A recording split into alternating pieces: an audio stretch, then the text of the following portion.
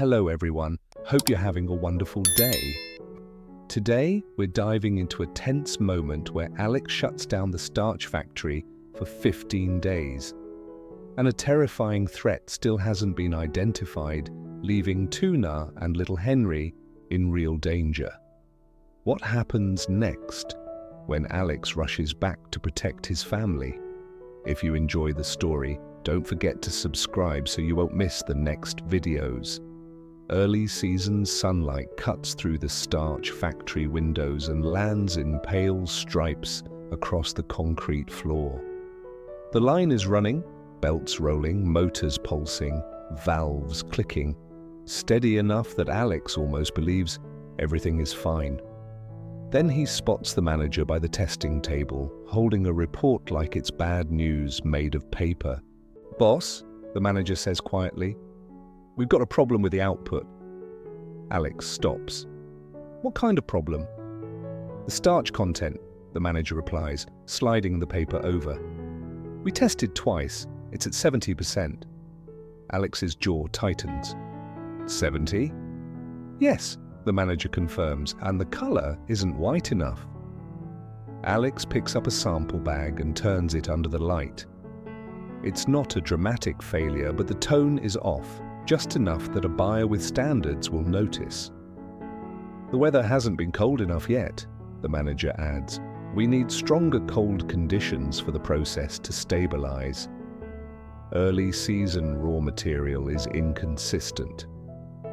Alex walks to the main tank, climbs the side steps and peers inside. The flow is steady, the smell familiar, but the sight doesn't comfort him. Quantity means nothing if the grade won't hold up. He climbs down and looks back at the manager. "How much can we deliver at our promised standard?" The manager hesitates. "Not enough. If we ship this, we risk returns. If we keep running, we'll build inventory we can't sell at a good price." Alex's mind starts counting. Electricity, labor, maintenance, logistics, raw material. First season, full responsibility. He can't chase volume and lose credibility. He makes the call. "Stop production!" The manager blinks. "Stop everything." "We hold for 15 days, Alex says. "We wait for colder weather." The manager glances toward the moving line. "Boss, that's expensive." "It's more expensive to keep producing the wrong grade," Alex answers. "We'll burn money and still end up with a product we can't sell properly." The manager nods, swallowing the reality. 15 days? "No shortcuts," Alex says. The manager clears his throat.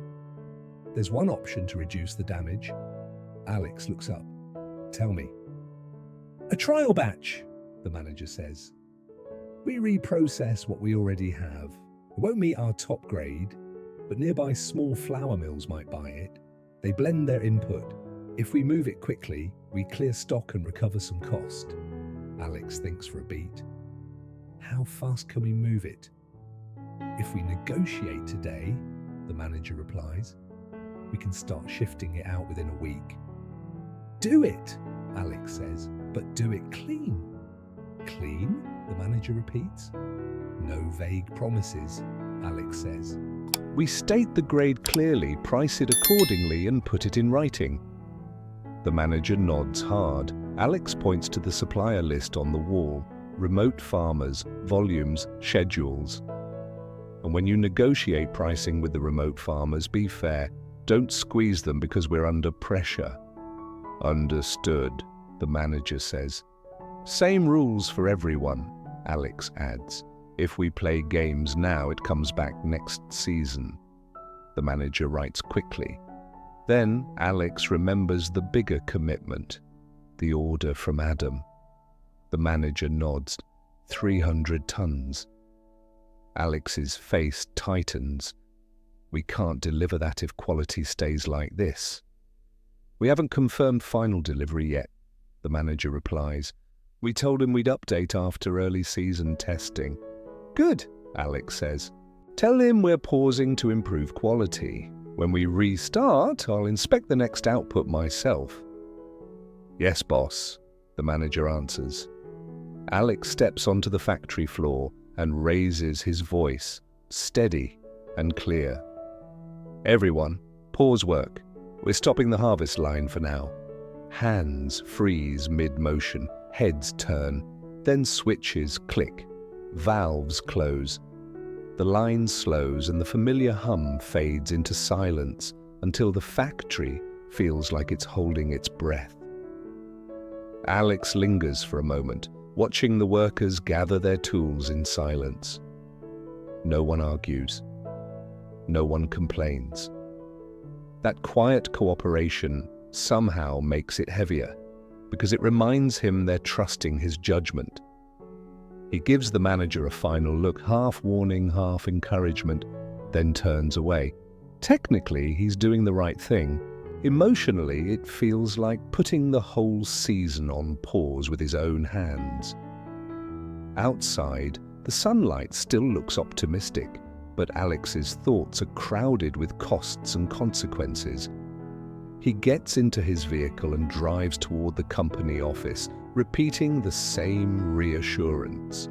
The cold will come, quality will improve, this pause will protect the season. But uncertainty rides with him like a shadow, and before he can settle into the business pressure, he's pulled into a different kind of cold. The police station room is plain and clinical, lit by harsh white lights. Alex sits at a small table, posture composed, but his chest is tight. An officer walks in with a folder and sits across from him. "Mr. Alex," the officer says, "we have an update." He slides a printed photo over. Alex locks onto it instantly. His mouth goes dry. Recognition hits hard. "That's him," Alex says quietly. "That's the one who harassed Tu Na." "You sure?" the officer asks. "Yes," Alex answers. 100%. "Did you arrest him?" Alex asks immediately. "Not yet," the officer says. "We're monitoring him, but we need stronger evidence before we move." Alex leans forward. "So he's still out there?" "Yes," the officer replies. "And we suspect he may not be acting alone." Alex's brow furrows. "Not alone?" "He appears to be a hireling," the officer explains. "A dissolute type, someone who does dirty work when paid. Our focus is identifying the mastermind behind him. Planned, directed, persistent." Alex's mind jumps straight to Tu Na and Henry, the farm, the quiet routines, the dirt road leading in and out. "If he's free," Alex says, voice trembling despite his control, "he could come back. He could hurt Tu Na. He could hurt my child."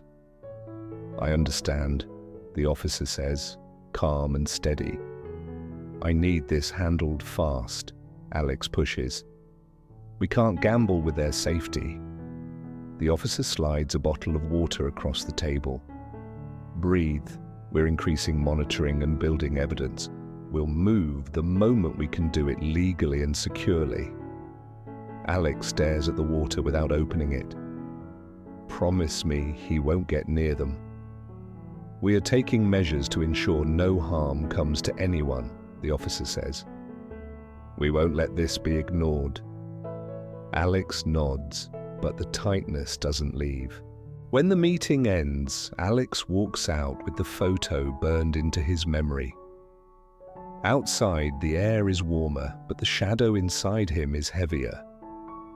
As he reaches his vehicle, one thought loops like a warning bell. What if the mastermind is connected to the old shipment? Same business pressure, same hidden enemies. A new threat wearing a familiar face. Alex starts the engine and heads for the farm immediately. Evidence may take time and procedure may slow the police, but Alex's protective instinct doesn't wait. The road ahead holds shadows, and he's determined to be there before they do. Alex doesn't waste time. The second he leaves the station, he's in his car and on the road, eyes forward while his thoughts race. The suspect photo keeps flashing in his head like a warning light. When the asphalt turns into the familiar dirt path, his chest loosens, only slightly. Morning air slips through the open window, smelling of soil and leaves. The farm looks calm. Alex slows anyway, scanning the fence line and the shadows near the shed. Then he sees Tuna. She's in the garden working a row of tomatoes. The vines are tall and healthy, climbing neatly up the strings on the trellis. Her hands move with steady confidence. Tie, check, move. Alex steps out and calls softly, "Tuna." She turns, her face brightening, but there's a flicker of surprise too. "You're here already?" she asks, then coughs lightly. Alex walks closer, concern tightening his brow. "Your voice sounds different. Are you sick?" "Just a mild cough," Tuna says with a small smile. "The weather changed." "I took medicine." Alex reaches for the string. "Let me do that part." "You always say that," she teases, but she lets him. "It's just tying strings." "And you'll just tie strings until your throat gets worse," Alex says, looping the knot carefully. Tuna laughs under her breath. "Bossy." Alex glances over the garden. Tidy rows, rich soil, new leaves everywhere. "Everything's growing fast," he says. "You're really good at this." "The kohlrabi is almost ready too," Tuna replies. "We can harvest for the market soon." Alex nods, but his mind is still split between factory pressure and police fear. "How's the factory?" Tuna asks. "You looked serious when you left." Alex hesitates, then chooses honesty. "We paused production." Her eyes widen. "Paused. Quality issues," he explains. "Starch content is substandard, around 70%. The color isn't white enough because the cold hasn't set in properly. If we keep running, we lose more money than we save. So I stopped it for 15 days, waiting for colder conditions." Tuna studies him. "That must be hard." "It is," Alex admits, "but it's the right call. I'd rather stop than ship something that ruins trust." She nods, then lowers her voice. "And the police?" Alex's throat tightens. "They identified the guy who harassed you." Tuna goes still. "They did. I confirmed the photo," Alex says. "But he hasn't been arrested yet." Her calm cracks. "So he's still free." "They're monitoring him," Alex says quickly. "They think he's a hireling. Someone behind him may be directing it." Tuna's hand lifts toward her chest. "Alex, what if he comes back?" Alex steps closer. "If anything feels off, anything, you call me immediately, even if it seems small." "You can't be here all the time," she says quietly. "I know," Alex replies. "But we can make sure you're not isolated. We'll adjust the routine. We'll stay alert." Tuna exhales and the space between them warms a little. "Thank you," she whispers. Then she wipes her hands and remembers. "Your mum, you said she wasn't feeling well?" Alex nods. "Yeah, she's been tired lately." Tuna's eyes soften. "I'll want to visit her. If she's unwell, she shouldn't be alone." For the first time since the station, Alex feels his shoulders drop. "You want to go today?" "Yes," Tuna says.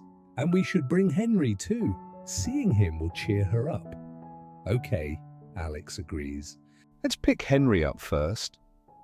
Tuna washes up, changes quickly, and grabs a small bag.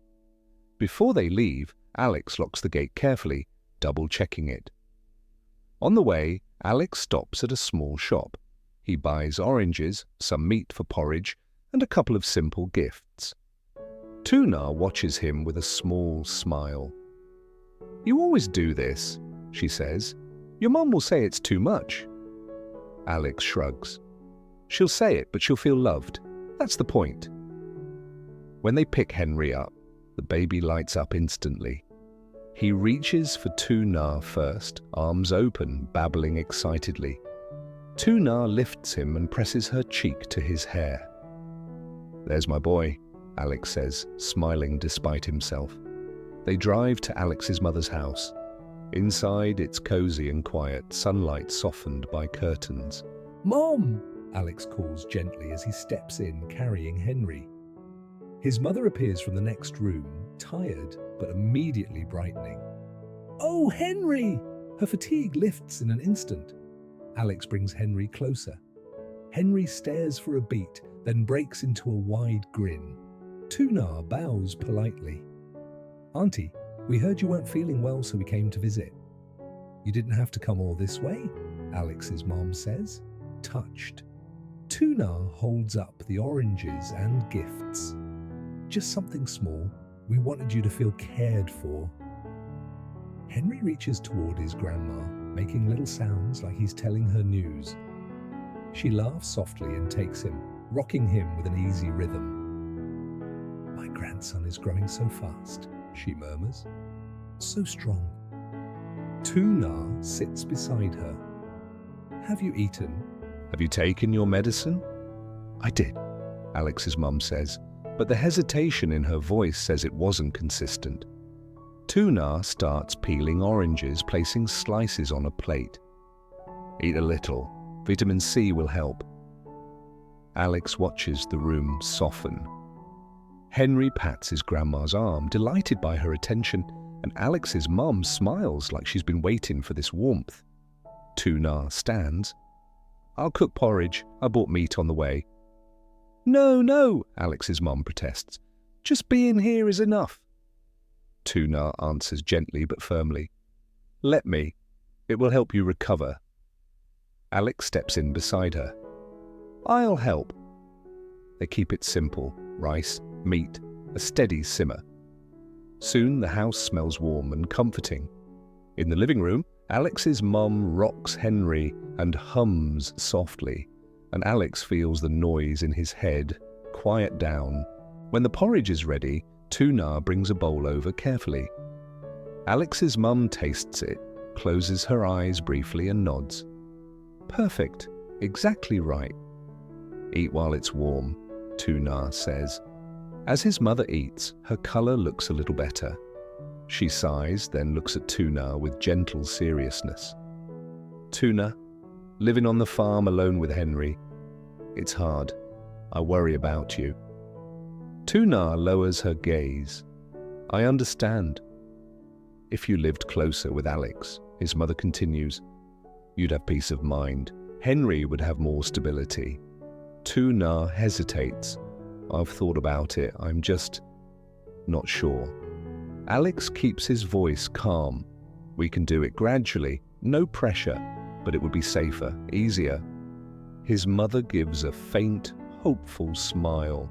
"That's all I want, peace. I want to feel calm, seeing you together." Henry yawns, rubs his eyes, and settles against his grandma's shoulder, already drifting. The afternoon light softens and the room grows quiet in a good way. Outside, Alex knows the shadows aren't gone. Factory pressure, an investigation still open, questions with no answers yet. But inside this house, warmth holds steady, reminding him what he's protecting. Sunlight finds Alex at the Starch factory, but the lab results don't. Starch content is stuck at 70%, and the product isn't white enough without colder weather. To avoid wasting money and risking complaints, Alex shuts the line down for 15 days and orders a trial reprocessing run, selling the lower grade to nearby small flour mills while keeping pricing fair for remote farmers. A 300-ton order from Adam hangs over his head, so he vows to inspect the next output himself. Meanwhile, the police still haven't identified the person threatening Tuna, leaving Alex tense and protective. He rushes to the farm, helps Tuna in the garden, and urges her to call right away at any sign of danger. Together they pick up Henry, visit Alex's tired mother, and warm the house with oranges, talk, and homemade porridge.